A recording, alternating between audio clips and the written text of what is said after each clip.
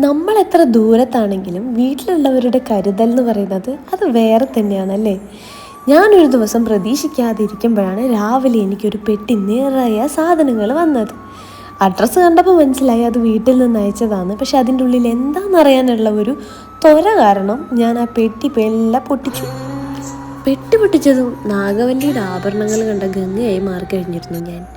ശരിക്കും എൻ്റെ കൂടെ അവരുടെ പ്രസൻസ് ഇല്ലെങ്കിലും അവരെന്നെ ട്രീറ്റ് ചെയ്തുകൊണ്ടിരിക്കുന്നത് ഒരിക്കലും മിസ് ചെയ്യാത്ത രീതിക്കാണ് എന്നെ വീട്ടിൽ നിന്ന് ട്രീറ്റ് ചെയ്യുന്നത്. അത് ഇപ്പോഴും എപ്പോഴും അങ്ങനെയാണ്.